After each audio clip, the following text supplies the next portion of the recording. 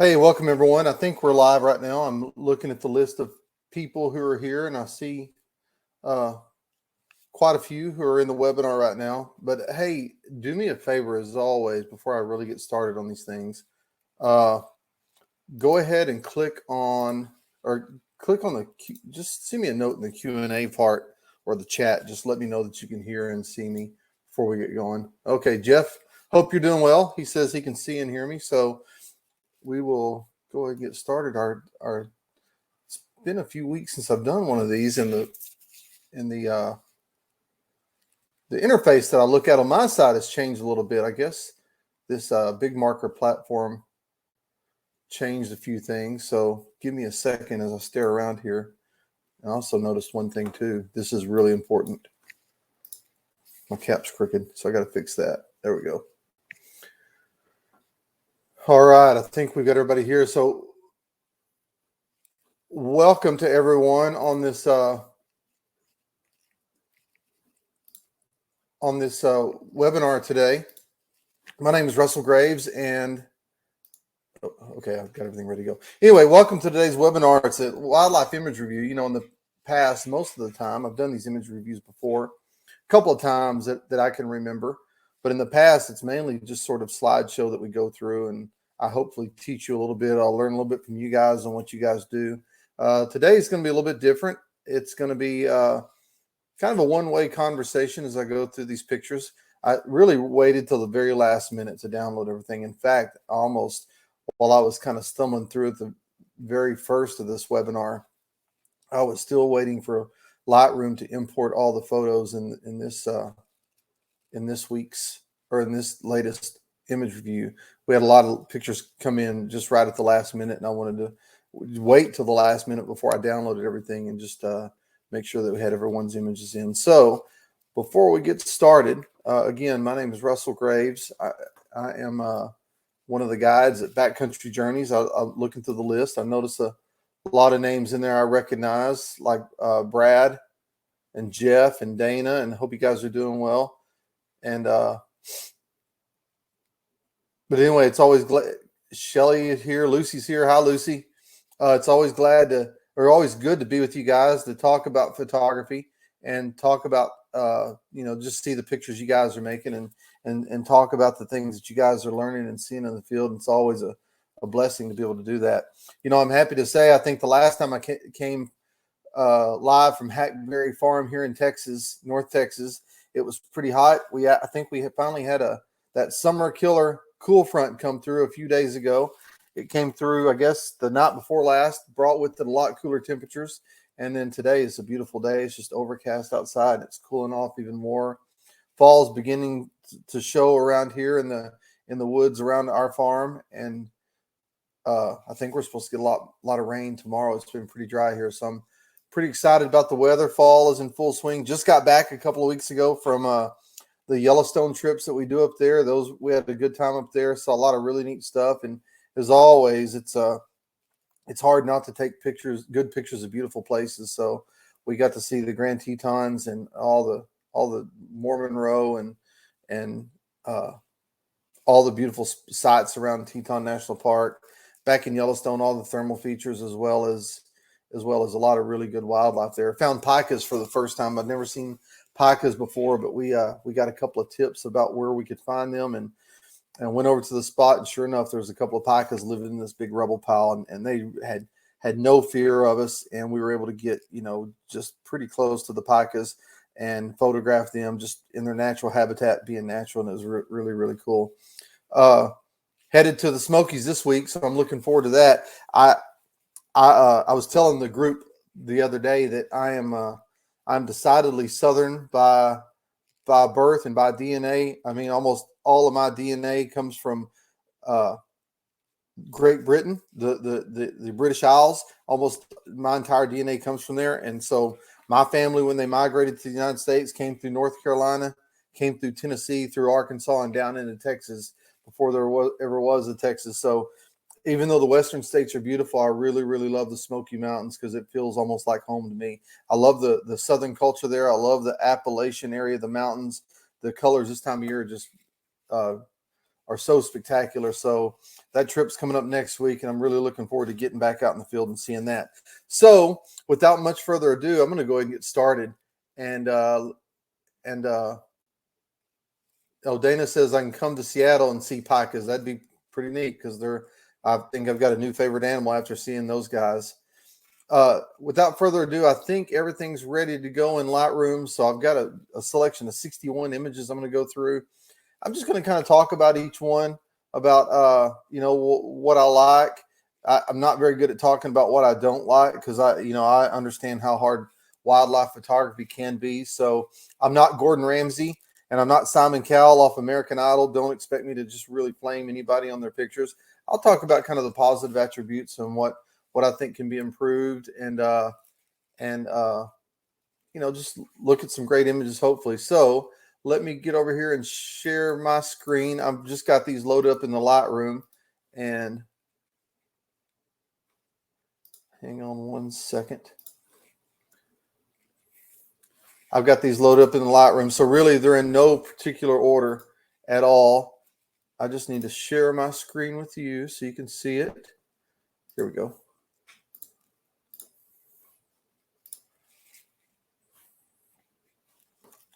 All right, from my side, it looks like you can see my screen. Let me do a little housekeeping here. I'll turn that panel off. So yeah, here's kind of the lineup again. I don't have them I can sort them in any particular order. I can do label color, which I don't think there's any particular label color. I can do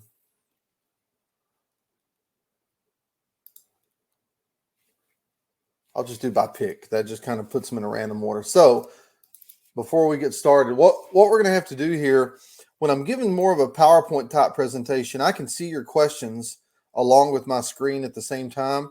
When I'm doing a presentation where I'm sharing my screen like this, I'm flying a little bit blind because I can't necessarily see your questions as they sort of pop in. I can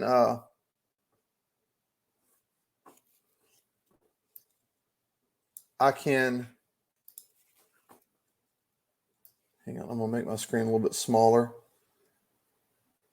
Well, that makes it smaller on your end. I'm just going to keep my screen big.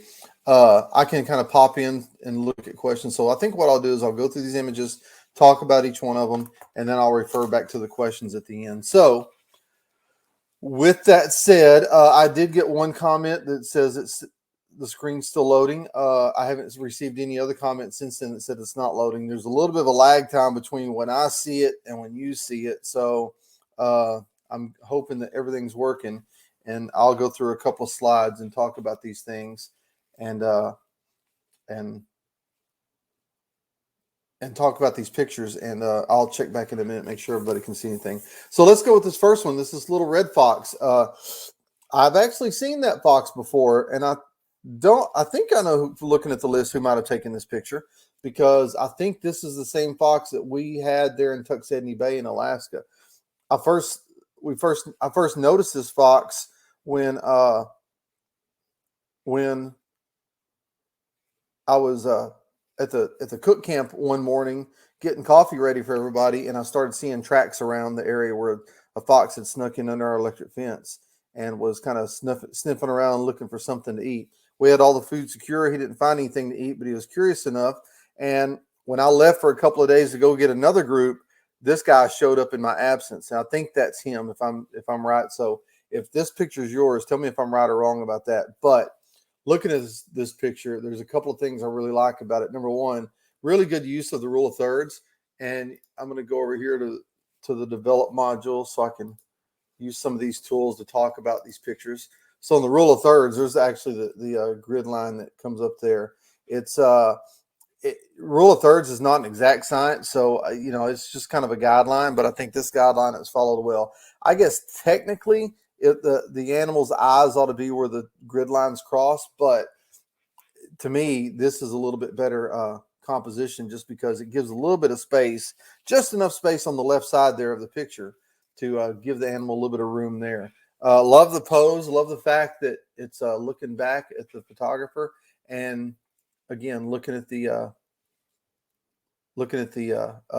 picture here, it looks just tack sharp. So really, the light's great in this one. I don't have a whole lot of comments otherwise, as far as how it can be improved, so this is a pretty nice job.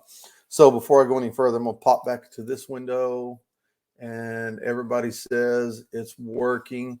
And Dana says I am correct. So, yeah, it's a nice shot. I just wish I'd have been there to take the same shot. Let's go to this next one. This looks like, I can't really tell the species of this. There's, with almost every wildlife photo, there's two things that can improve them a lot. And I think both of those things apply to this shot here. Number one, I think get as low as angle as you can. I don't know if this is that case, if you could have gotten any lower when this picture was made. But if you can, I always try to get, a rule of thumb for me is either be at eye level or below with any animal I try to take a picture of. It's not always possible, but it's something that I strive to try to do every single time. If I can get that low, I will get that low. If I can't, if there's some kind of barrier, or, like the other day when we were in Yellowstone, we saw a bear on the road below us, and there's just no way we could have got down to it. I'll take the picture anyway. But in this case, I think a little lower angle would have helped improve this picture. And the other thing, really, it's an easy thing to do. Easy thing in terms of timing, not always easy in terms of when the wildlife's going to show up, but just time of day. This shot here looks like it was probably taken towards the middle of the day. I don't know if this will tell me in the metadata or not. Let me look back at this. It does not say what time this picture was taken. But time of day, earlier in the morning, later in the afternoon, always makes the light look more flattering. This picture here is just really soft light, and you can tell the difference in the lighting between this picture and this picture here. And so lighting makes a big difference. Angle makes a big difference. This picture here, a little more eye level with it. And one of the things that subtly does that a lot of people don't think about is when you change your position, if you get more eye level with the animal, it makes the background become a lot more pleasing, because you're from a perspective standpoint, the background's being forced further away from the subject, and so it just makes the background look a little better and a little less busy. Other than that, I like I like how all these ducks are lined up. It looks like a log that they're lined up on there. I like the composition's good. Just those small things like that, just really change an angle. And the light you can live with if the angle was changed a little bit. So nice job. Here, I think that's the same Tuxedni Bay trip, because it looks like the same area. And the only thing I'd have changed about this, that, those conditions that we shot in there weren't always the easiest, because the bears were a little bit skittish sometimes, and the where we had to go find the bears, it wasn't an easy trip. It was quite adventurous, and I think the people who went on that trip would agree with me there. I think that's what really made the trip pretty interesting too, is the fact that it was a lot of adventure. But I like this environmental portrait a lot. I think it's got a lot of potential to it. The only thing I would have changed, that I would have done different in camera on this, because the lighting's good. I absolutely love the rim light. Anytime I can get an animal backlit where you can have that rim light like that, man, I really strive to do that. And I've been trying to do that a lot here lately, is just get, everybody takes pictures of animals front lighted, which is beautiful. But if you can get that backlight really on something like a bear that has heavy fur, that you can get that rim light around it, to me, that's just money. But the only thing I think I'd do to improve this picture is if you could have taken the original crop where it looked kind of more like that, just adhere to the rule of thirds. I think that would have made it a little bit stronger of a picture. And you can see there, it's a subtle change, but it's a change nonetheless. And I might even try to do it more like that kind of change. And you can see there, to me, that makes the composition a little bit stronger. It's not changing it drastically. You're not changing the way the picture looks necessarily. You're just moving the bear to a little bit further to that third intersection line than what it was before. So there's kind of the aft with the grid overlay where I moved it to, and then you can see here that it's without the grid overlay. It's just a little bit of a subtle move. It's, like I said, not much at all. And it's a lot of times when you do stuff like that, it makes the composition just look a little better. I actually think I like that composition a little bit better. But just something to think about. I look at this picture, and there's a lot of things I like about this one. We actually saw that bear a lot there. In fact, I think if you're on Backcountry Journeys Tribe, I think this may be the same bear that my son Ryan, who's was 16 at the time we did this trip, just turned 17. He won first place in the wildlife division in our county fair with I think a picture of the same bear doing the same thing, eating that sedge grass.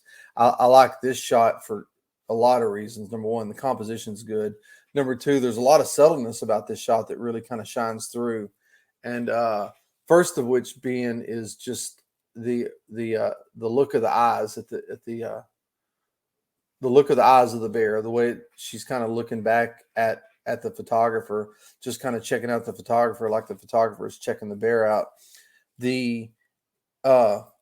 I actually saw that look in those bears' eyes. They would do that every time, and that's pretty indicative of a wild bear like we were photographing. You go somewhere like Katmai where the bears are used to being around people and used to seeing people. Those bears there, they kind of treat people like they're trees. They just don't pay you any attention. They won't even look at you most of the time. They'll walk right past you without even looking your way because you're not a threat to them, and they just don't pay you any attention. Again, you're like trees to them.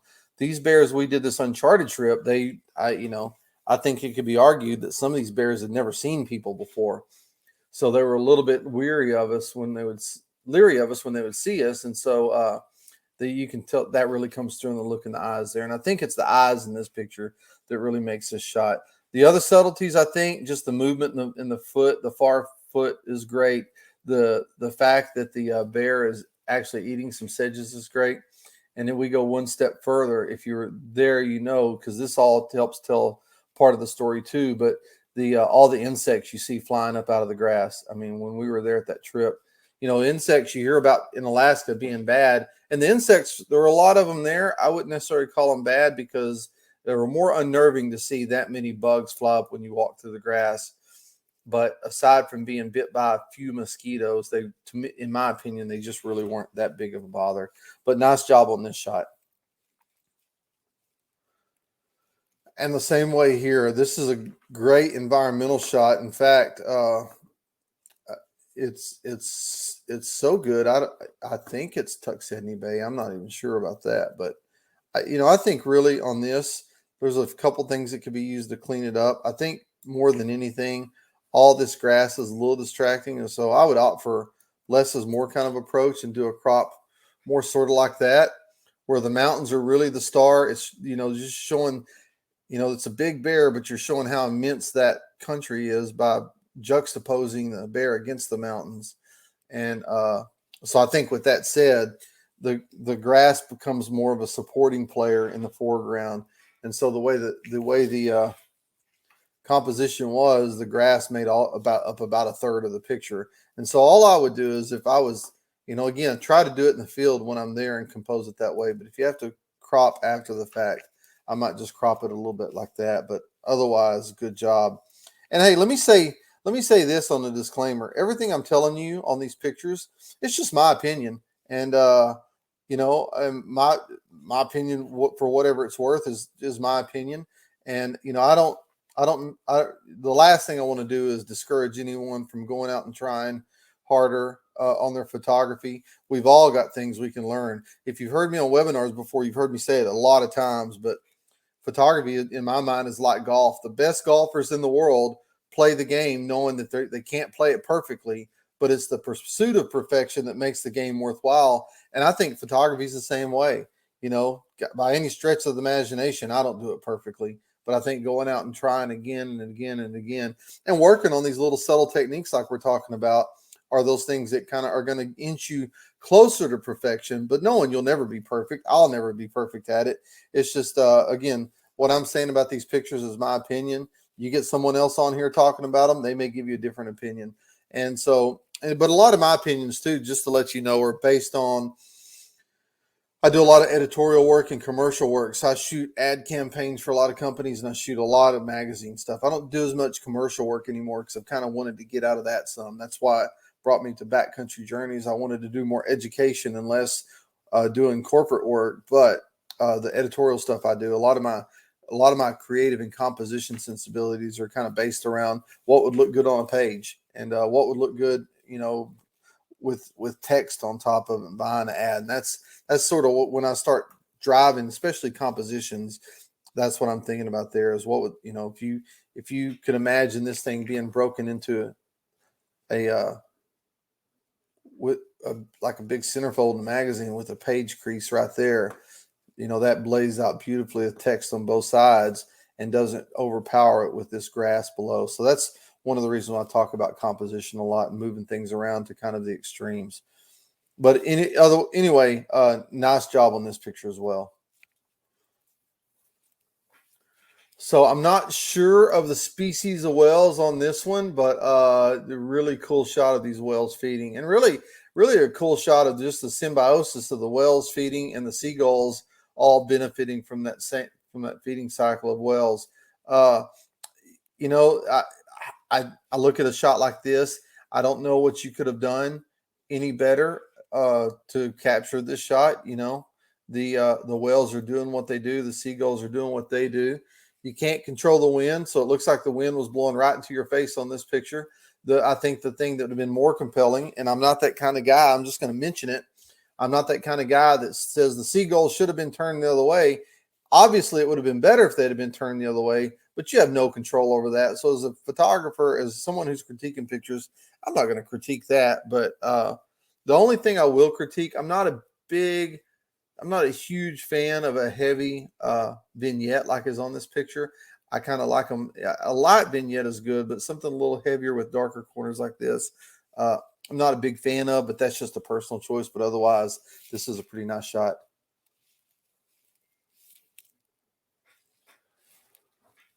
And this shot here, I am jealous because I do believe there's a conspiracy against moose and me, because every time I'm somewhere where I can see a moose, they never present themselves well enough for me to take a picture. We were in the Tetons a couple of weeks ago, and we saw a couple of different really, really big bull moose, but every time we found them, they were always laying in the shade and they would never get up. We waited with one moose for 2 hours, and it just never got up. And so I think there's a big conspiracy against me and moose. But one of these days, I'm going to be able to take a picture like this one right here. This is a nice shot here. I like it for a lot of reasons. One, it's a nice picture of a moose. Number two, I'm a sucker, especially wildlife pictures. I'm a sucker for pictures shot on overcast days, and this one obviously was. I just love the even lighting around this animal. And number three, I've always talking about the perfect day of photography would be this. And I wish I could make this happen every day. If the sun would come up and you'd have a couple of hours of sunlight in the morning, and then by about 9:30 a.m. it gets overcast, and it stays overcast all day long till a couple hours before the sun goes down.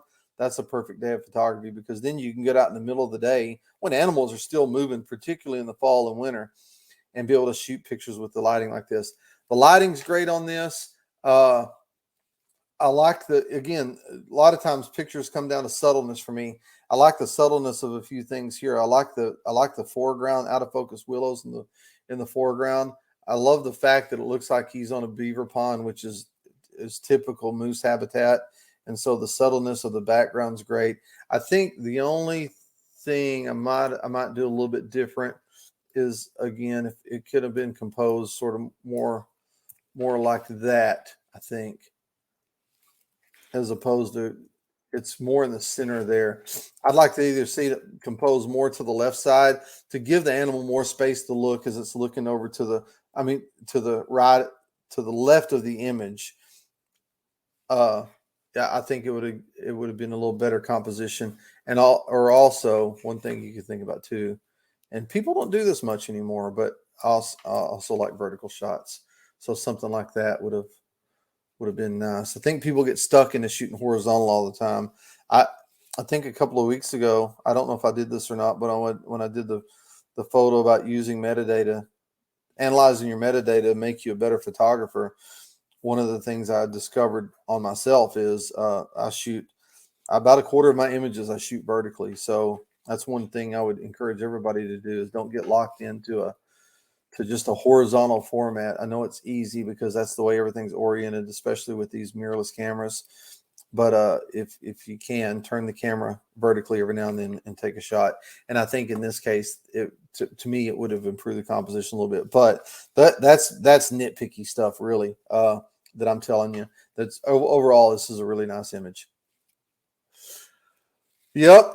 Orange Diamond Photography. I know who you are, and that's me shaking my fist at you, because those are the shots that keep eluding me. Now so if you look at what I just said, and these are the first time, by the way, I'm seeing these pictures. So when you see them for the first time is the first time I'm seeing them. Literally 10 minutes before this webinar started, I downloaded the folder, imported them into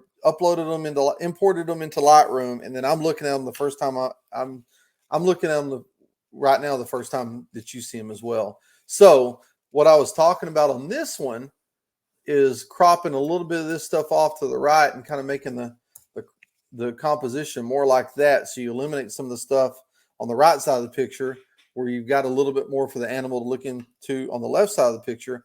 That's exactly what you did here. And so that, to me, that's about as good as a composition as you can get with that animal right there. You've got just a little bit of space here, and I like the fact that this pine tree is in front of the bull. It's showing a little bit of habitat, and I like the fact that it's just cut off kind of along the line of that tree.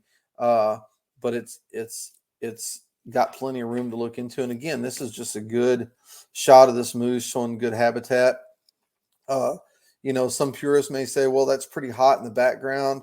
That really doesn't bother me at all, because you can't do anything to control the light. But I think overall, this is a really, really nice shot. I think I saw those bears too. This is a nice shot as well. Call me old school on this. I'm not a big fan of the square crops. I know social media is forcing a lot of people to do that. I like the kind of 4:3 ratio, like traditionally photography is presented in. But that, again, I'm being real nitpicky there. That shot, I'm looking at it. It looks a little cropped. I mean, it looks a little bit grainy, not too bad, but overall, I love the body language of the bears, even though they're probably wrestling a little bit. They look like they're hugging. But that's a nice shot too. I don't have many critiques about that, and love the low angle. And that kind of harkens back to that second picture I was talking about. A lot of these shots we're looking at are all shot at a fairly low angle, which to me makes a lot of difference when you're shooting pictures of wildlife. That was, I can tell you, I was not here when that picture was made, but I can tell you the conditions were pretty tough. It got unseasonably warm during Alaska during that week, and you can see the heat waves coming off the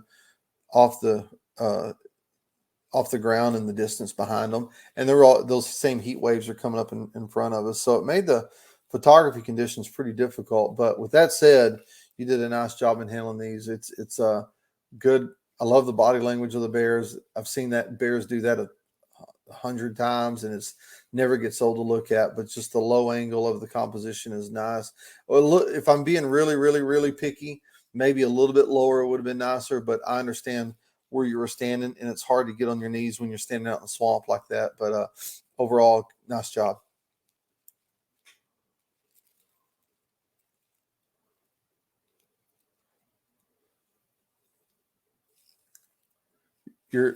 So when I look at this, I'm not pausing. I'm just trying to take in what all's in the picture. I'm not sure about the rope here, or what that is there. That's the only thing that kind of distracts me when I look at this. And I know you can't just go and tie all that out of the tree. That's just part of the deal. But it looks like the bobcat's got him a little cached. Looks to me probably like a mule deer that's got it cached underneath this cottonwood tree. But nice job. I mean, I love bobcats, and really, I'm getting excited because it's getting to be bobcat season around here. So I'm getting geared up to start photographing those guys again. But nice shot. It's just these. I'm not going to critique this picture at all, really, because I know how hard it is to get pictures of bobcats, and you did a nice job on this one. I like this picture of this egret. You know, a couple of years ago, I'd never really paid attention to egrets before until I bought a farm that has about a 2-acre wetland on it. And every spring and early summer, we get a lot of egrets flying in to feed in that wetland. And just spending time in the blind and watching these guys and how beautiful they are and how animated they are really changed my perception of them. I like this one. I'm guessing this bird just shook off, and when it did, you see all the bits and pieces of feathers on it, but I think that sort of adds to it. This also, the composition on this is nice. The soft lighting is nice. This is really instructive on how you should do pictures of wildlife if you can when you've got overcast skies. The least interesting part of this picture is the sky here. I mean, it's just a gray sky. So anytime when you're taking pictures of wildlife on overcast days, you're doing yourself a favor if you try to eliminate as much sky as you can out of it. And so, by the way, this composition was made. It looks nice because even though the sky is not a prominent part of it, there's just enough to kind of put everything in context of where it is. And again, a lot of these pictures that I look at, they're all about these subtle little clues that kind of put the animal in their proper place in the environment. And so that little sliver of sky is always important to me. One of the things that I think I've talked about before that I really try to pay attention to is in a picture, the background is just as important as the foreground. And so, or the subject. And so one of the things I always try to do is take pictures where I'm going to have nice backgrounds. I'm always thinking about backgrounds and trying to manipulate them when I can. When we were in Yellowstone, it was a pretty good lesson that I taught the people there is we had these picas on these rocks, and we had one view where the rocks were right behind the picas if where everyone was standing. But you literally had to move 5 feet to get a different perspective of the pica, and the whole picture changed because the whole background changed. It really made it a better picture. And so a lot of times you can do that. And the fact that it looks like what I think is kind of cool about this shot is it's standing on some limb, but that limb is being overtaken by this grapevine, this wild grape. I think that's a cool shot. And this is, I'm not sure of the species of birds. Oh, it says yellow-crowned night heron. It looks like a juvenile. That's why I was a little bit unsure, but I may be wrong on that. But anyway, couple things on this. The lighting's great. The background's great. Everything kind of checks the boxes. I'm not a huge fan of these unconventional crops. I always sort of like to stick with the standard 4-3 crop, but that's just me being picky. But yeah, I don't know if my only thought was, and I don't know this, so this isn't a critique, I'm just thinking out loud, was when that bird was sharpening its beak, did it do it on the other side of the limb too, or just kind of do it on that single side? So I'd be curious to see what the pictures before and the pictures after this look like. But nice job though.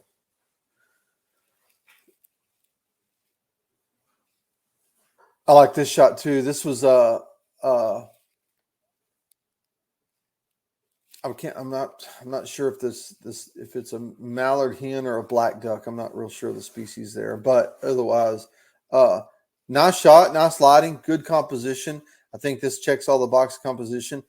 And again, I don't know the situation here, so I don't call this a critique, but just a thought for next time. A lower angle might have been a little bit better, but it might have been as low as you can get. So, again, not a huge critique on that one, but nice job too. Same way with this one. A lower angle would work better on this bullfrog when you're taking pictures of those things. I mean, this might have been shot from a boardwalk for all I know, but otherwise, bullfrogs are hard to take pictures of.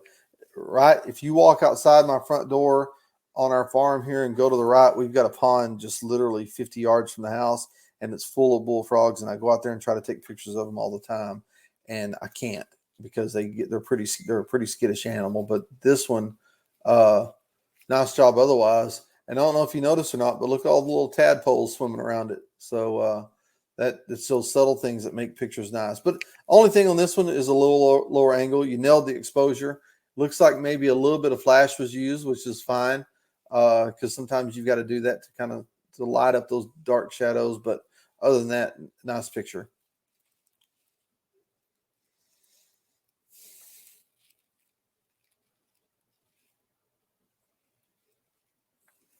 I don't know where this was taken, but I could guess a pretty close location, because I was gonna say I think I was there when this picture was made, but I see the name there, and I know I wasn't there when this picture was made. But uh, this bird sitting on the sage, really nice background. That's so when you're talking about thinking about backgrounds, that's a good example right there. So the background really contributes to the photo overall. The only thing I would change is it's a little awkward to me which way the bird's looking into the frame. If you could have shifted, either waited for the bird to look the other way or just shifted the perspective where you don't have so much dead space here and you're giving the bird a little more space to look into, might have been better. And this might have been a good candidate for doing, like I was talking about earlier, just a good vertical crop might have made a difference as well. But overall, Chuck, nice job. Same way there. I wasn't there when this picture was made, but I bet you I could take you to the spot because I was just there. Uh, this is a good example. So as I look at this shot of this bull elk and this cow elk, background's great. Composition could be improved a little bit, I think, if you could have framed it where the bull was more sort of back towards the edge, so you kind of lose some of this dead space behind it. I think would have improved this shot a little bit. But the one thing where you could have changed the background and changed the look of the picture is I can see this curve over here. And I've done this before. I mean, you can't help the fact they're grazing on a manicured lawn, but it doesn't necessarily have to look like a manicured lawn.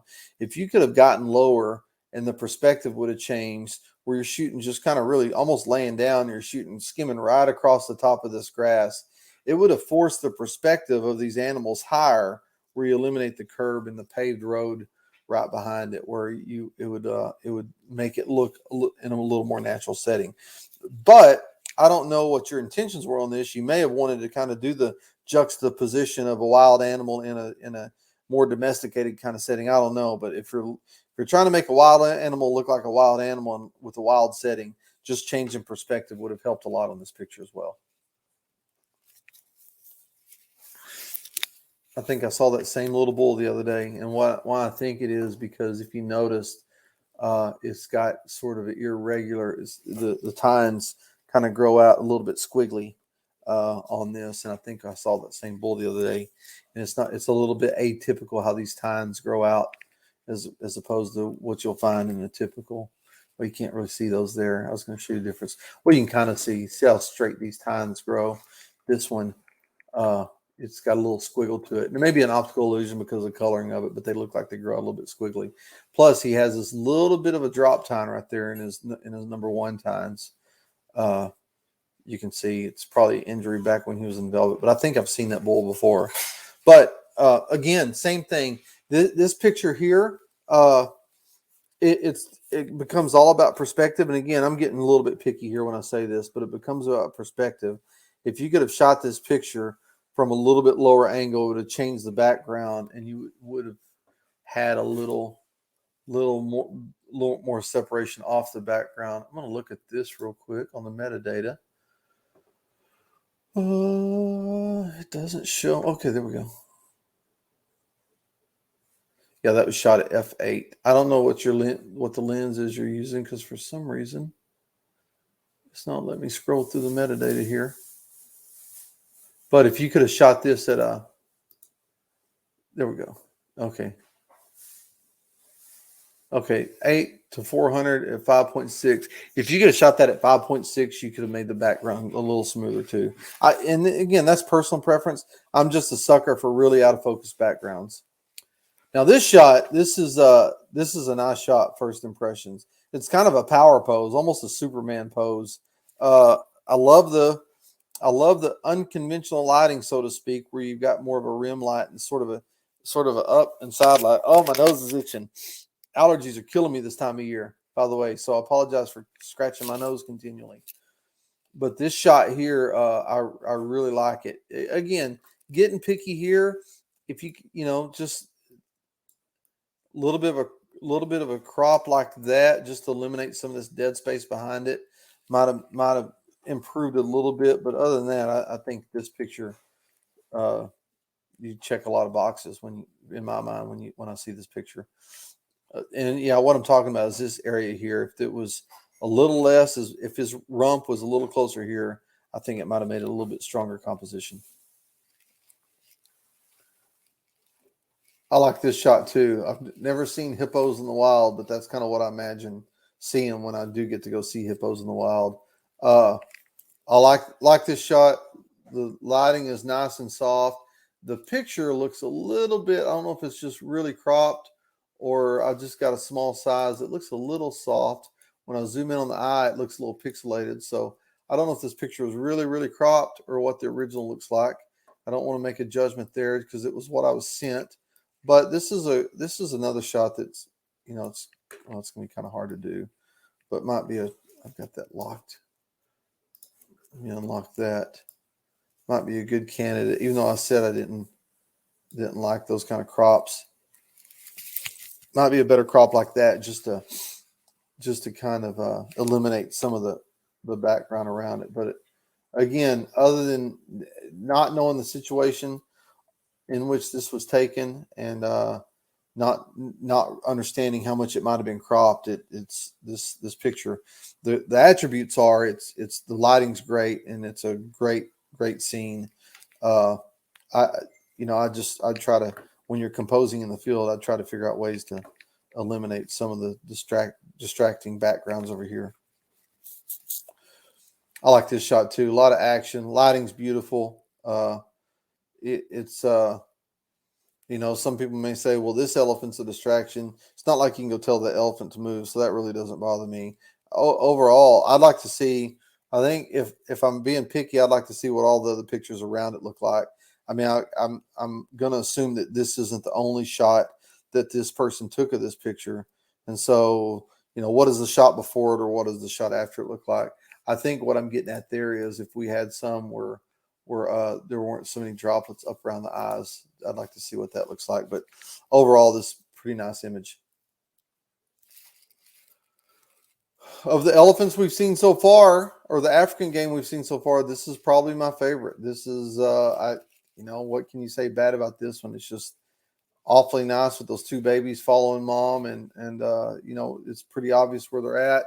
And the one thing I kind of like about this is it's got a little mystery to it, because I see some kind of critters there in the background, and I'm not sure what they are. And so again, when you can tell a complete story with the subtleness of the things that show up in the background, the images, I'm always a fan of that. And this picture is a nice job.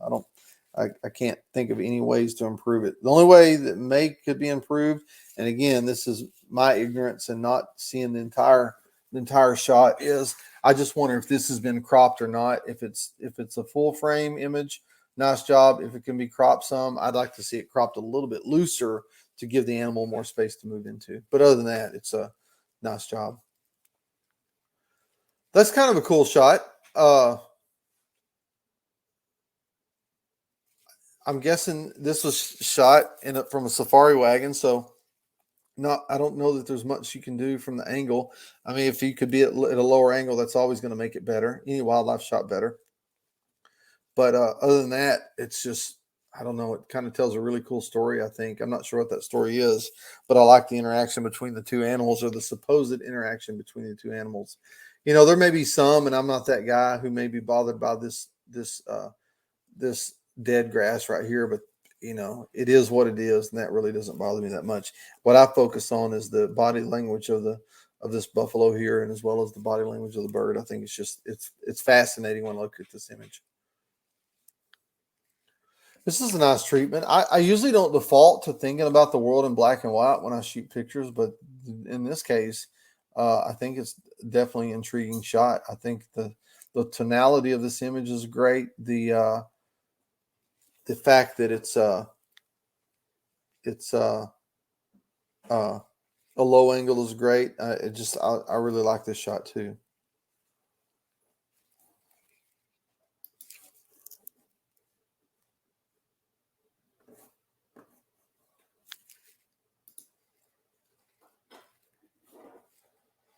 This is a nice image as well. I think this shot here, it's just beautiful. Love the colors in it, and the composition's nice, and it's tack sharp on the eyeball of this frog.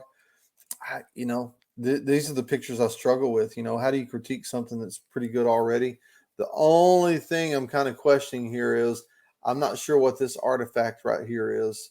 It's a pretty straight line in an otherwise chaotic scene, so I'm not sure what was going on there in terms of the post processing. But other than that, the colors are great, the angle's great. I like how these flower petals envelop this frog around. But other than just that one little thing there, I'm not sure what's going on there.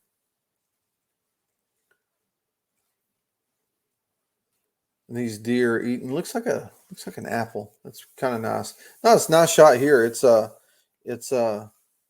like the interaction between the two animals. Obviously, it's just a good intimate portrait of those guys and doing what they do on a daily basis. I like the tight crop of it too.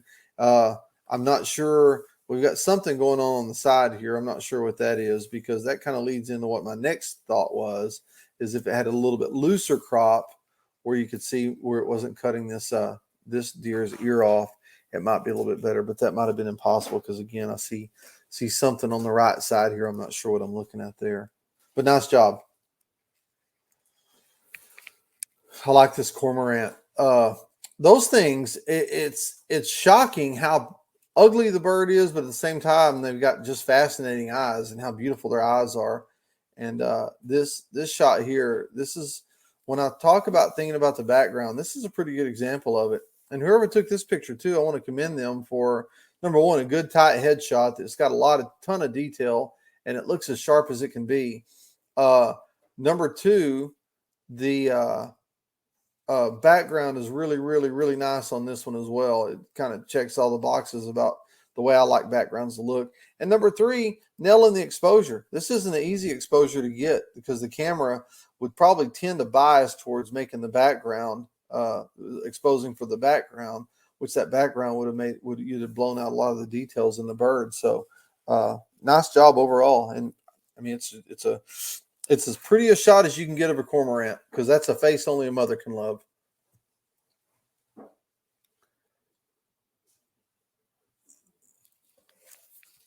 I like this shot because, again, we talk about the subtleness. This cicada, it looks like he just came out of the ground and is ready to come out of a shell. To me, this is a pretty fascinating shot. And I look at this thing and think, I should have been taking pictures like that last summer when the cicadas were coming out here.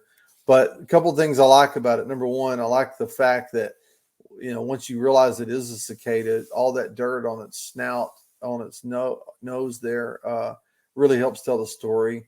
And another thing, and even more subtly, and I'm probably way too far off in the weeds when I say this, but I think the fact that you can see the world reflected in its eyes just kind of tells a story of emergence, and helps tell the story on how these animals spend their lives. On this particular one, I don't think these are the 17-year cicadas, but they're definitely annual cicadas that come out once a year. So that looks to be one of the green ones, the smaller ones, like we get pretty regularly here in Texas every year. But that's what I'm talking about there. You can see the world coming up around it. You can see the sun and trees and everything else, which I think is pretty cool. And it looks to be sharp. I mean, I guess if I'm getting really, really picky, if I'm getting really, really picky, I would say the only thing I might do is shoot it with a little more depth of field. That's easier said than done. That's shot at f9, so maybe like at f11, f16, something like that. Would have gave you a little more depth of field, not so much to give you a lot of detail in the background, but just to make it sharper from this first edge of the eye, maybe to the other side of its head, and make that head more sharper. But macro photography, I'm still teaching myself that, so it's easier said than done sometimes.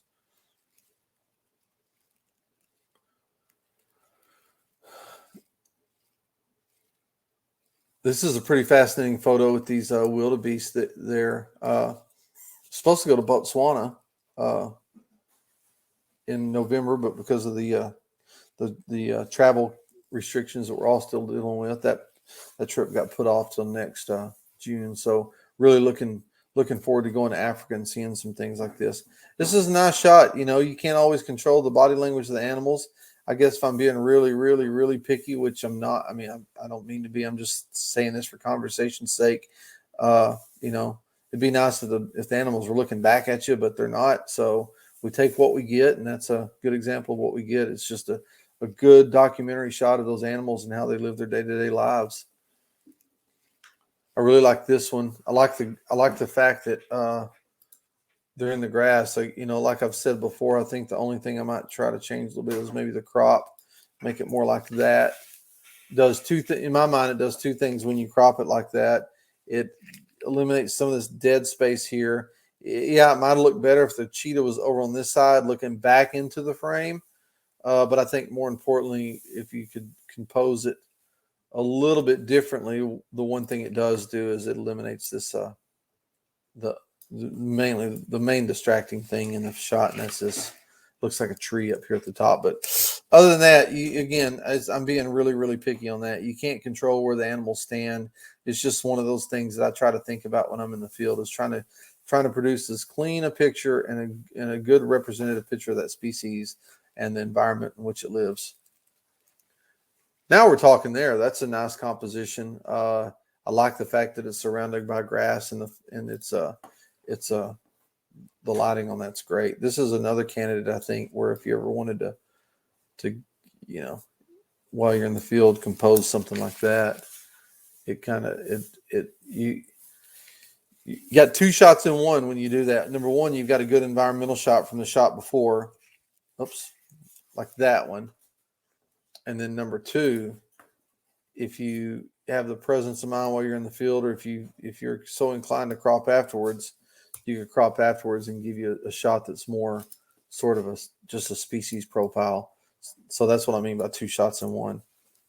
You get the environmental shot with the animal where it lives, and then number two, then you get a tighter shot of the animal, and by the way, with a great pose and good eye contact.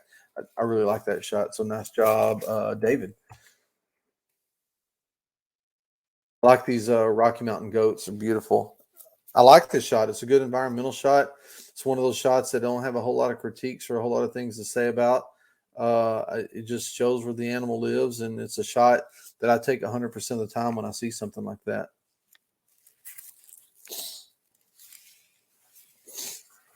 That's another nice shot as well.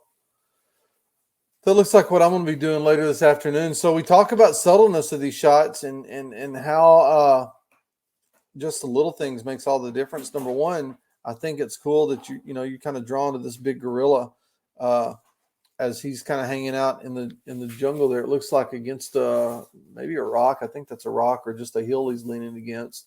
But it's showing the just the way those animals live and the environment in which he lives. But then you also, if you pay attention back here, you've got another one kind of lurking in the background, which I think is kind of cool because he's looking at the photographer. And I think that just that symbiosis and the synergy between those two elements in the picture really makes it pretty nice.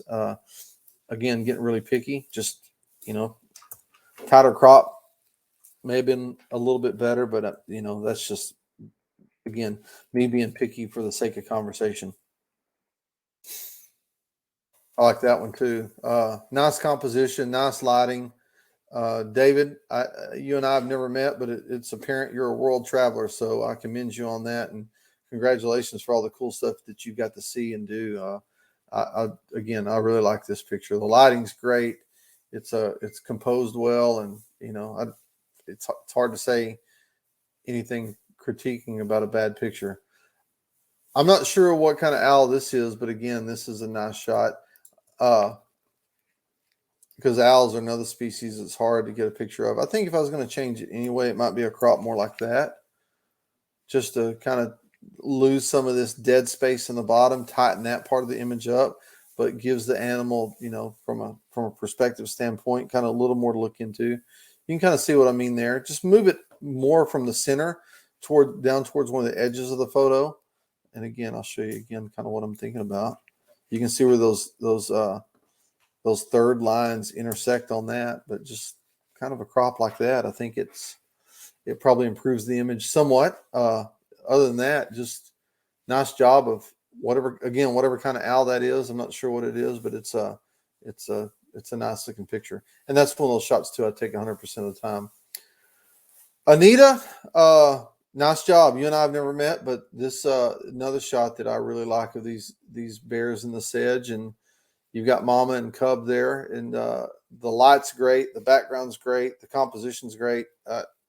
This is these are these pictures that I look at and I try to critique it all, but it's just hard to do. Again, this isn't me being picky because I don't care about this. You may hear some say, well, I wish that blade of grass isn't right there. And I guess technically you could go in here and, use the old clone brush to kind of clean that up. I mean, I don't know if it's even worth messing with, but let me see that. Oops. I didn't mean to do that last one. To me, I don't know if it's even worth messing with, but you can kind of clean it up a little bit, but it doesn't bother me bad enough. I mean, like I said, you can do it. You may not want to do it. That's what the original looks like. You may not want to do it, but see, there's with it cleaned up a little bit. Oops.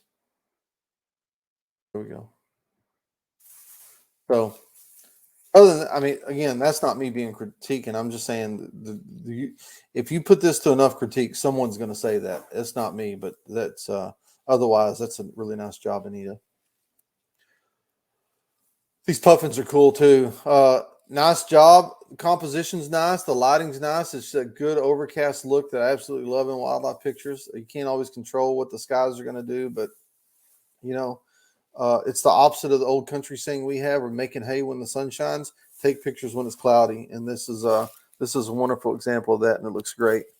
Speaking of taking pictures when it's cloudy, I just glanced outside and we've got rain coming down here. So it looks like I'm going to have a rainy afternoon. This picture it's a hard picture to take. This actually, I've tried to do this before. Those things are surprisingly fast for something that's as cumbersome as they are when they're trying to take off from the water.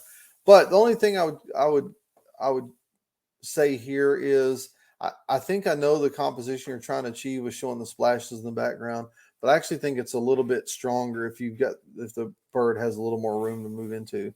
And obviously, I think this was probably taken from a boat, and so you can't really improve your angle there. But I think the thing you could improve is just give the animal a little more room to run into on the composition.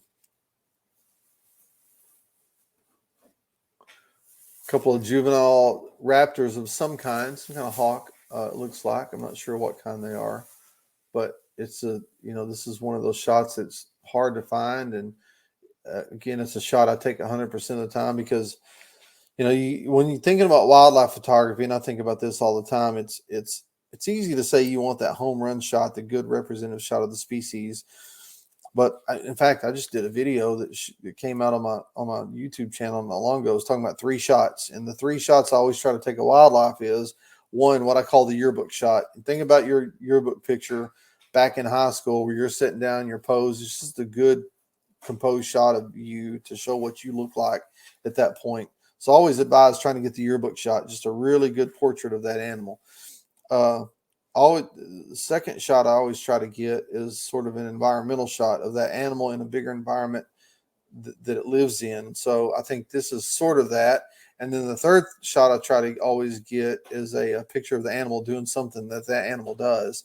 And I think this one's kind of checks 2 of those shots on my 3-shot rule I try to impose on myself. And so, again, overcast day, nice job of finding an angle where the sky wasn't just blowing out the animal and sucking all the color from it. But you've got enough sky where you can puts the picture in context, but not so much where it just ruins your image.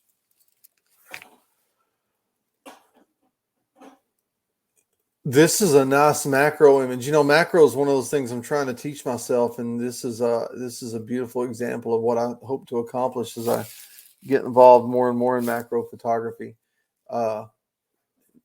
Good sharp image. I'm going to look at the metadata and see how she took this one. Shot at f13, 105 millimeter lens. So yeah, nice job. I mean, again, if I'm being really picky, like I have been on a lot of these shots, I always think that composition can improve these shots a little bit. And I think probably a crop like that maybe improves a little bit. It still shows enough of the leaf to know it's on a leaf, but it takes it right out of the center like it is right there. If I overlay that rule of thirds grid onto this, you can see that spider's head's almost center punch. So anytime we can crop them to kind of give a little more room out here and a little less room behind the animal, that's, to me, that's always a better crop. But nice job though otherwise. And by the way, I'm looking at the time. It's 1 o'clock. We usually give an hour for these things. I'm not quitting now. I've got 20 more pictures to go. So if you guys want to stay with me, I haven't been monitoring the questions, but if you want to stay with me, then when I'm done with these next 20 pictures, I'll go back and answer any questions you have. And we can kind of switch back and forth to these. And again, I haven't been answering questions because with my setup here, I can't see your questions and see my screen at the same time. I can see them when I'm doing just a typical presentation, but when I do Lightroom here, I've got to share the whole screen so you can see it well, and it eliminates my need to see pictures. So if you want to hang with me, I'm going to be here for another 20 minutes or so, or however long it takes me to finish, and I'd love to answer any questions you have. If you've got to go, just shoot me an email or something with a question or comment. Sometimes I may be a little late in getting to those emails, but I always answer them. It's russell@russellgraves.com, RUSSELL @russellgraves.com. Send me your question or comment, and I'll be happy to answer them if you have to run. And of course, I think everyone gets a rebroadcast of this in the end. So when you're done, you can hear my comments. But yeah, if you're still in with me, stay with me. We'll finish this up. I was about to go to the next picture, but I forgot to comment on this one. Again, one of those pictures it's hard to say any bad things about. It's a magnificent picture. Love the backlighting. The backlighting really accentuates the fuzz on these egrets, it's a nice picture. I don't have any bad thing to say about them. On the 3 shots I was just talking about, this is one of those 3 shots. This is a nice picture as well. The only critique on this picture, my only critique on this picture here is it's pretty hot out behind it. And you can fix that with some post-processing stuff. I'll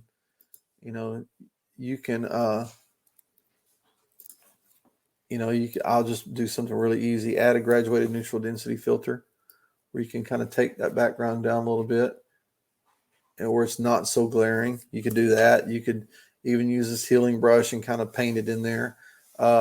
The one thing it does do when you do that, it kind of changes sort of the overall look of the picture. And you might have to go back and readjust some other stuff in there, like brighten it up a little bit. But overall, I think that the body language is nice on this. Again, you can't control when animals are moving or where they're going to go. But if I'm being really picky about this, it's just, lower angle and a better quality of light. And those 2 things fix a lot of things on wildlife photography. But other than that, I like the behavior that this picture's showing. So that's a pretty minor critique. This red wing blackbird on this Laura, just love the background. This is kind of what I'm talking about. Giving you always want to try to compose with less space. If the animal's moving left to right or right to left, your composition is always going to look a lot better if you can compose it with less space behind the animal and more space in front of the animal. So I think you do a great job of that on this picture. And it's just, I like the action it shows. And I love red-winged blackbirds. Those are beautiful birds. These woodpeckers are nice too.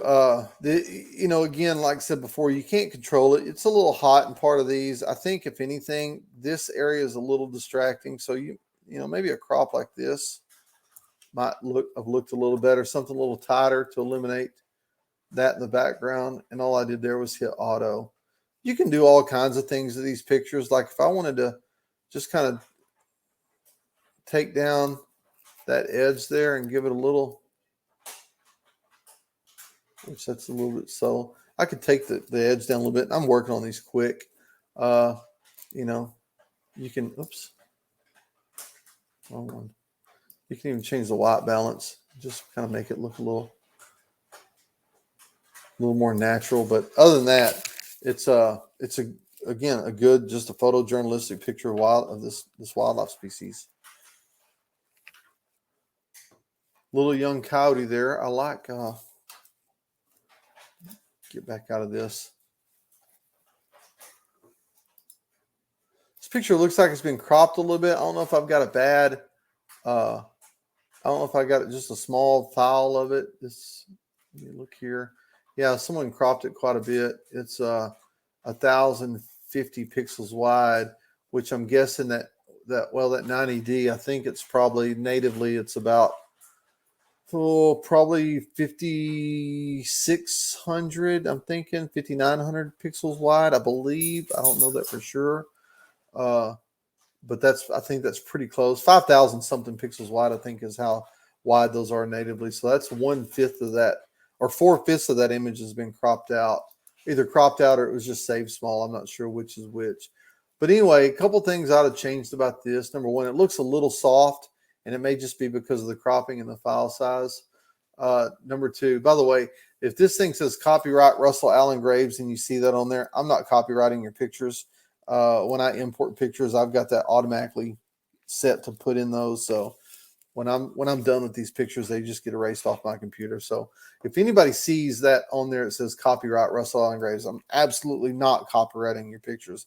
It's just an automatic procedure I have done whenever I import pictures into Lightroom, because with the exception of doing these image critiques, all the pictures I import into Lightroom are my own pictures. So that's why I do that automated process.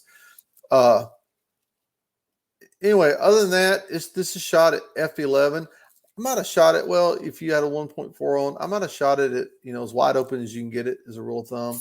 The angle you can't change much about. Overall, I think it's a nice picture. It just looks a little soft to me, and I don't know the reason for that, whether it's cropped or not. Oops. Wrong one. There we go. This is a good example. I like the behavior on this picture. I like for the most part, the crop looks nice. The bird is a little dark to me. One of the things I might try to do is crop a little bit of that bottom out so it's less distracting, something like that. I really like the flowers in the tree here, but I think this image could be improved with a little more work. I'm just going to do this quick. I'm not trying to do a good job here, but the little more work might be just using one of those selection brushes and then taking that guy and just adding, just kind of brightening him up just a little bit where he's not, where you can see the catch light in the eye and he's not so dark in the frame. Because you can see that's the original there and how dark he was in the frame. Just something to kind of brighten him up a little bit, to kind of bring him up to speed with the background. Because this is a good example. Probably what happened here is the camera just got the exposure wrong. If I can look at this, if the camera saw it as 1/640th of a second, it'd have 5.6. A correct exposure is probably 1/500th of a second. It's not far off, but it's just a little bit off. But that sometimes happens when the cameras just are notoriously bad about getting some outdoor exposures correct. Another nice low angle. I actually love taking pictures of snakes. I'm not so in love with snakes that I keep them at my house all the time, but I won't shy away from trying to take pictures of them when I find them either. And this is a good, nice low angle of this snake. This is one of those examples. I'd like to see what the picture before and after it looked like, because I don't know if you had any pictures with the snake actually looking more your way. But that's the one way I think this picture would improve, is that the snake's head was at the same angle. Love the angle of the head, but if the angle was facing more towards the camera as opposed to away from the camera. But that's getting nitpicky because you can't always control what animals do. This is a nice sea otter. Those things are so much fun to see, and they're such a cool animal. This one's nice. The lighting's nice on it. I'm guessing it was shot from a boat, because that's how 100% of sea otter pictures I've ever taken were shot from a boat. And this shot here is good lighting, good eye contact. I mean, this is a nice shot that's hard to find any critiques in. This shot here, my first response is, when I look at this one, is nice job whoever took this picture of getting the exposure nailed, because that's not always easy either. You've got a few things conspiring against you here in this shot. Number one, the white snow always biases what the camera tries to set the shutter speed at. Number two, the dark background of the trees, another thing that biases the camera. And the only true mid-tone subject you have there is the moose itself. And so the moose looks good, the snow looks like it should, and the background looks like it should. So nice job on this one. Composition's nice. Again, overcast light. It's nice and soft. These are the kind of pictures I love. Nice job. This is a nice shot too. This is really the light's great on this one. I love the action. I always love it when you can have a foreground element like this. The only thing I change on this is if you notice the bear, when I put the grid, the bear is just center punched. I think if you start thinking about compositions like that, I think it makes the picture a little stronger, giving it less room behind the animal, more room in front of the animal. And that can that should guide when you're shooting pictures of wildlife. If the animal's moving generally left to right or right to left, always need to think about adding more room in front of the animal, less room behind the animal. And really, you're just trying to give the animal more room to look into. And it kind of helps you eliminate those sort of dead center punched compositions like you see here. And that's I'm not going to call it a mistake. That's a common thing a lot of people do. I judged the photo contest that's here in Texas, probably the biggest nature photography contest in the state. And I, probably had 5,000 images I had to judge. And I was surprised at how many photographers who entered that contest, their first instinct is just to dead center punch whatever the subject is. But this, let me see if I can do this. No, I don't even know what I did there.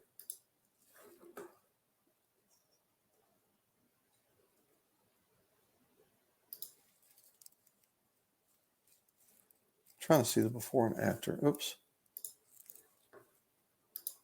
Okay, well, I don't.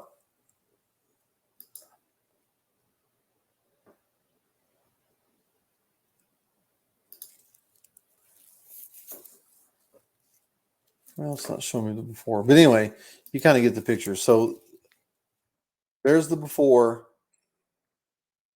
There's the after. To me, I think the after picture is a lot better. It just tightens up the composition, puts more focus on the bear and less focus on all the natural clutter that's around it. So, and that's the easy thing to fix in camera when you're out shooting pictures. Just compose it differently. Coyote in the snow, same thing. I think whoever shot this picture did a nice job of handling the exposure. This is the exposure looks great on this one. The picture's sharp. The colors look well. The picture's a little soft, not bad. May just be the version I got.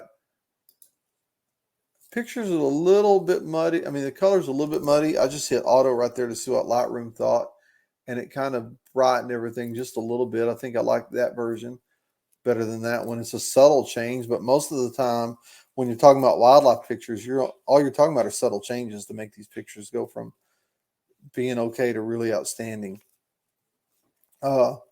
This one here, nice job controlling the exposure. Since we have his legs cut off anyway, I think this picture gets a little better if we tighten it up a little bit as well. But that seems to be a reoccurring theme on a lot of these pictures we're talking about is, in my opinion, and again, I'll make it clear it's my opinion. In my opinion, I think some of these pictures are composed too much dead center, like this guy is, and then with not enough adherence to kind of some of the traditional rules of composition. I just think if you can tighten up that back edge again, leave more space into the area the animal's looking, leave less space behind its rump, I think it just kind of tightens the composition up and makes it look a little better. But I love bighorn sheep too, so nice job on that one. Let's see, I'm on 53 of 61. I like this picture. I think this picture looks like it's been cropped. I think if I was going to crop, I'd go ahead and go all the way and crop it like that. I think it makes it a little stronger just by tightening up the action and getting rid of this guy here.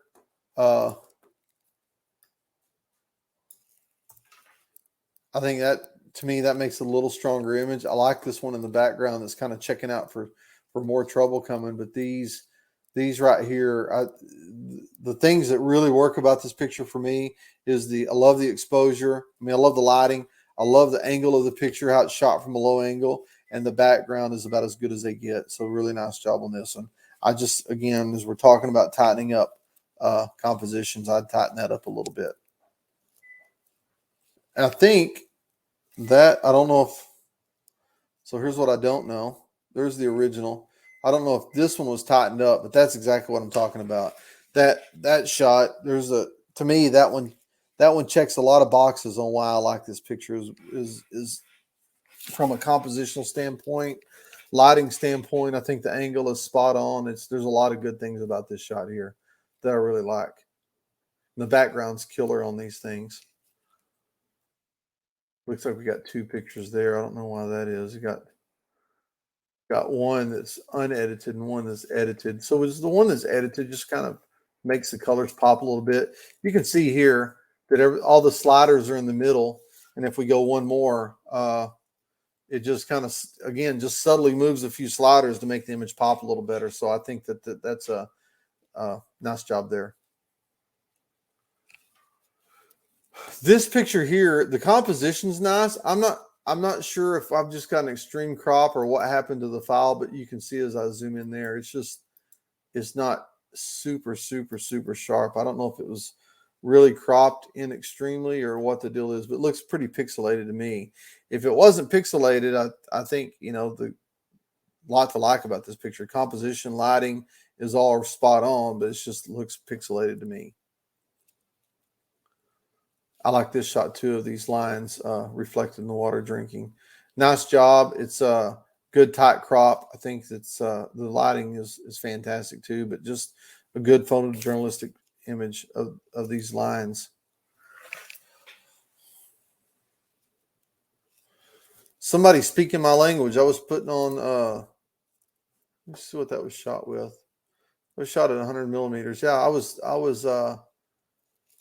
telling some people the other day, or I would put a picture on, I think on the tribe page, talking about how I love shooting pictures of wildlife at 16 millimeters, and that looks like it. A lot of things I like about this picture too. I like the angle and the background is nice, and it's just whoever shot this picture did a really great job of exposure, and it's just a nice dynamic picture. It's kind of in the same line with these shots here too. That when I dream of pictures, these are the kind of pictures I'm thinking about. That something that's a little bit different angle than you typically see, but nice job overall. We got a string of pronghorn antelopes. These are I like the symmetry of this picture. I just wonder, and I don't know this. I just wonder if you moved to the left, could you have got them coming more head on or not? But that's being really, really nitpicky. The only thing I am going to be nitpicky about is I look, and it was shot at a pretty slow shutter speed at f11, and I just wonder if that could have been shot. It was shot at 135 millimeters, so that may answer my question. It looks like it was, or shot at 50 millimeters. It looks like it was just cropped in a little bit because it's a little bit soft when you look at it there. At 1/60th at 50 millimeters, you should have had plenty of shutter speed for hand holding. The one thing I might have done would be to just open that lens wide open and don't worry about trying to be at f11. Try to be more like it at f5.6 or even f8 to give it less depth of field and have a higher shutter speed.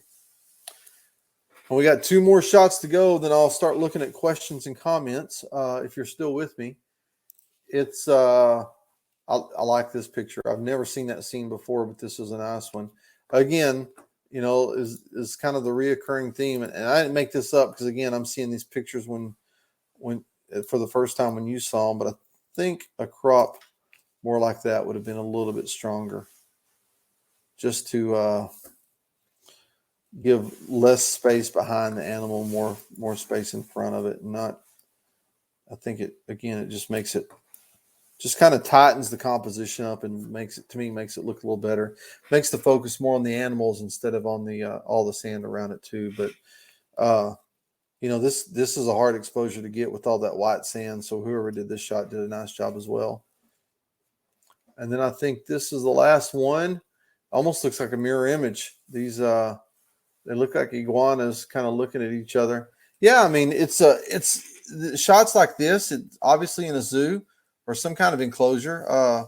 It looks nice. I mean, just that intimate view between the two animals. Again, this is a hard exposure too. So whoever shot this one did a nice job nailing the exposure. But overall, yeah, I think it's just a good intimate view of these animals. And if you've got to take shots of pictures like this, again, they can't all be yearbook shots. So whenever you can take a picture of animal behavior, whether it's in a zoo or whether it's completely in the wild, that's the kind of shot you want to make, just showing behavior. But overall, guys, nice job. Let me do this. I'm going to get out of my screen and switch back over to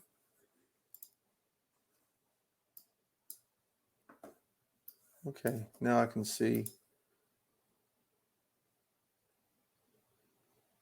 Now I can see all the comments. Shelly says the sea lions were in the Galapagos and love the crop you did. Well, that's kind of what I'm thinking about. These rules I'm talking about aren't necessarily hard and fast. They're all, for me, they're all born out of experience. It's just something I've been doing for a long time. And, even I screw up from time to time, but they're born out of experience. And they're just, and my sensibilities go back to what looks good on a page or what works on a page. It's nothing, there's no rocket science to it. And there's no one's holding a gun to your head saying you've got to do it this way. They're just suggestions I'm making. Again, I told you at the first that there's I'm not when it comes to critiquing photos, it's like when I used to be a school teacher, I'd do the same thing. I'm not a Gordon Ramsay or a Simon Cowell. I'm not going to belittle people to try to make my point on how things can be better. Try to be positive and try to make suggestions. And if you take those suggestions and it works for you, great. If what you're doing already works, great. That's good too. Because at the end of the day, if you've been on tour with me before, I've said this plenty of times. It's not like I'm curing cancer or solving world hunger by pushing a button on a camera. So what I do and what I say is not necessarily that important. All this stuff is supposed to be fun, and it's supposed to just be fun to go out and do. And so I try to make it that way. I'm reading through the comments. Jeff, you say you've seen 115 moose this year alone. I'm going to have to take you up on that to come up there. But anyway, I've been just reading the comments. Some of them are specific. Most of them are specific to the images when I was talking to them. If anybody has any questions, feel free to drop them in while we've still got a few more minutes to go. And if not, I'll just give you my email address again if you want to follow up. It's russell@russellgraves.com, RUSSELL @russellgraves.com. And again, sometimes it may be a day or two before I answer, but I always answer my emails. So if you have any questions or comments or want to send pictures offline for me to look at and give my thoughts on, I can do that as well.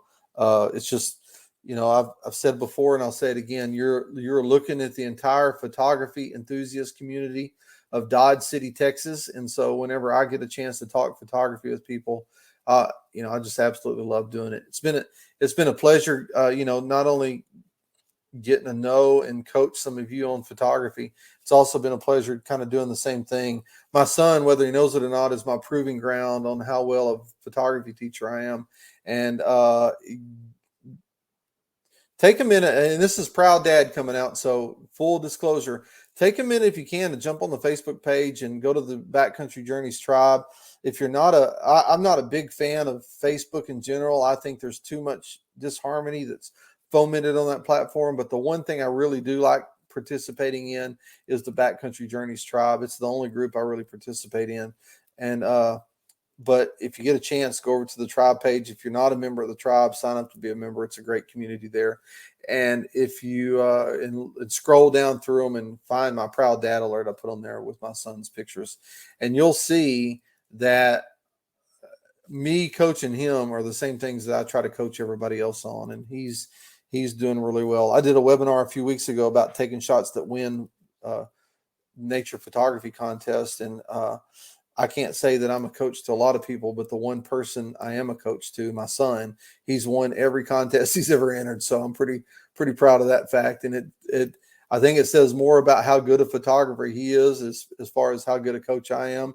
But I think somehow my influence is wearing off on him. So it's fun to kind of take that knowledge and take that experience and take that love of doing what I'm doing. Again, it's not like I'm curing cancer by pressing a button on a camera, but it's something that I've been doing for a long time and love it. And I love to share it with you guys. So again, I encourage you, if you've got any questions or comments or anything else, just feel free to send them along and I'll answer them. And hopefully we get to see you out on a trip at some point in the future, as people start to travel more. I know it's not only speaking for myself, but others at Backcountry Journeys. We've had a pretty busy and successful fall season so far. We've had a lot of great trips and a lot of good people coming out on those trips.